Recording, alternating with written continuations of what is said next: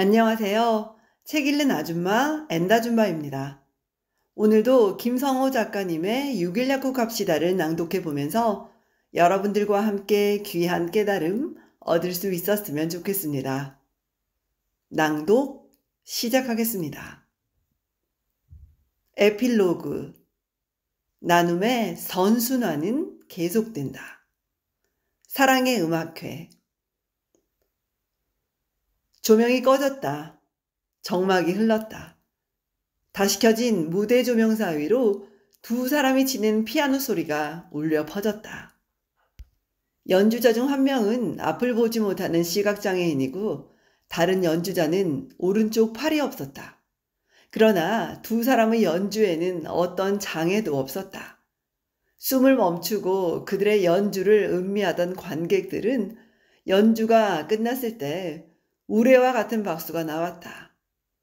모두가 벅찬 감동으로 눈시울을 붉혔다. 2012년 2월 22일 서울 역삼동 강남역에 있는 메가넥스트 강남교육센터에서 열린 사랑의 작은 음악회의 풍경이다. 연주자는 초등학생인 유예은 양과 대전예술고등학교에 재학 중인 최혜연 양. 예은이는 앞을 못 보는 시각장애인이고 혜연이는 오른쪽 팔이 없다. 혜연이는 왼손 5손가락과 오른쪽 팔꿈치로만 피아노를 쳐 팔꿈치 피아니스트란 별명을 갖고 있다. 이날 예은이는 피아노 독주 외에 스스로 피아노 반주를 하며 가곡 님이 오시는지를 불렀다. 한쪽 팔이 없는 피아니스트의 연주, 시각장애인 소녀의 피아노 연주와 노래. 단지 장애인이 음악을 해서가 아니다. 그들이 주어진 환경적인 역경을 뚫고 자기 나름의 성공을 이루어 그 자리에 섰다는 데 의미가 있었다. 세상 어떤 유명 음악인들이 그 같은 감동을 선사할 수 있을까? 그날 음악회에서 이들을 바라보는 나의 마음 깊은 곳에서도 왈칵 무언가가 올라오는 것 같았다. 그들을 처음 만난 3년 반 전이 떠올랐다. 당시 나는 방송을 통해 소식을 들었다.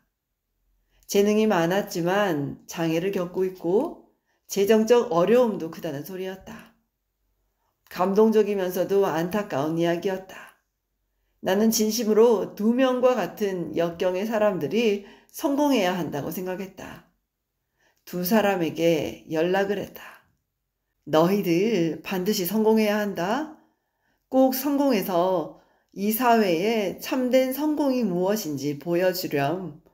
돈 걱정하지 말고 열심히 해라. 나는 그때부터 졸저 6일 약국 갑시다에서 나오는 인쇄로 그들을 후원하기 시작했다. 3년 반이 흐른 지금 예은이는 시각장애를 이겨내고 피아니스트로 아름답게 성장해 수많은 어린이 장애우들에게 희망을 던지고 있다.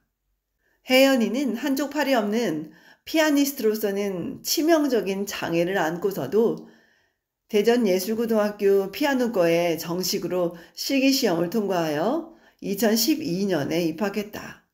그들의 스토리는 장애를 극복한 인간 승리의 예로서 언론에도 여러 차례 보도됐다. 이날 사랑의 작은 음악회는 내가 페이스북 친구들과 메가넥스트 고객사 교육 담당자들을 초청한 조촐한 모임이었다. 그러나 참가자들은 그들의 연주를 보고 이구동성으로 인생 최고의 음악회였다고 토로했다. 꿈을 포기할 뻔했던 아이들이 일어나 절망에 빠진 사람들에게 새로운 꿈을 선사하는 것이야말로 우리가 인생의 무대에서 경험할 가장 극적인 모습이 아닌가. 6일 약국 갑시다가 세상에 나온 지 5년이 지났다. 지난 5년간 나는 한 권의 책이 얼마나 많은 파장을 일으킬 수 있는지를 경험했다. 사람에게도 소명이 있듯 책에도 소명이 있다는 사실을 새삼 알았다. 처음 출판사에서 책을 내자는 연락이 왔을 때 나는 바로 거절했다. 부끄러웠다. 어떻게 나의 이야기를 생면부지에 다른 사람들에게 보여줄 수 있다는 말인가? 또 내가 쓴 책을 누가 돈을 내고 사서 읽을 것 같지도 않았다. 그러나 출판사 측에서 끈질기게 권유했다. 사람들과 나눌 만한 충분한 가치가 있습니다. 분명 사장님 삶의 이야기가 워낙 독창적이고 직접 경험한 살아있는 이야기라서 다른 사람들에게 도움이 될 수 있습니다. 젊은이들에게도 희망이 될 수 있는 내용이 많으니 꼭 책을 내야 합니다. 혼자 가지고 있기에는 너무 아까우니 나누십시오. 그게 좋은 일 하는 겁니다. 사람들에게 도움이 될 수 있다는 그 말에 설득을 당했다.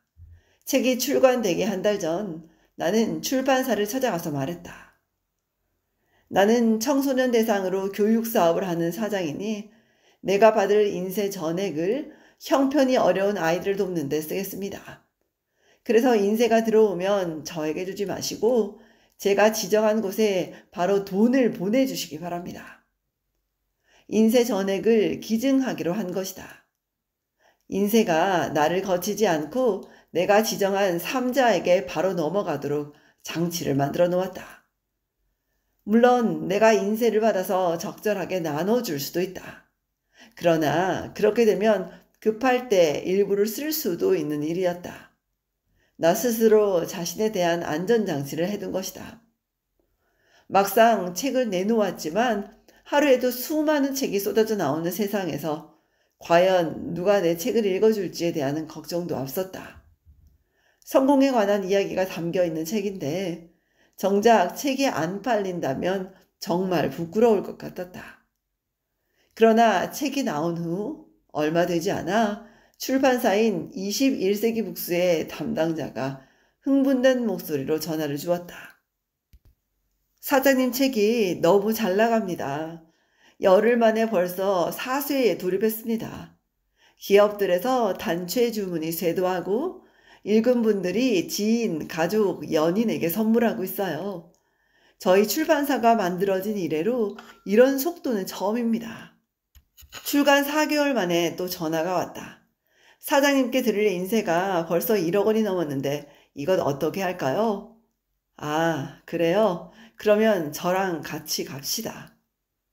21세기 북스의 김영곤 사장과 함께 아름다운 재단을 찾아갔다.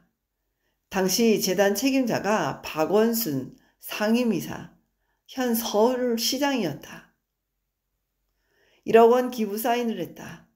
4억 원 이상의 인쇄가 들어왔다.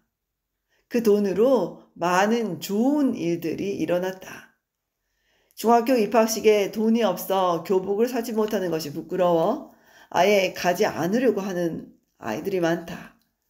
그들 가운데 186명의 중학생에게 사랑의 입학식을 해줬다.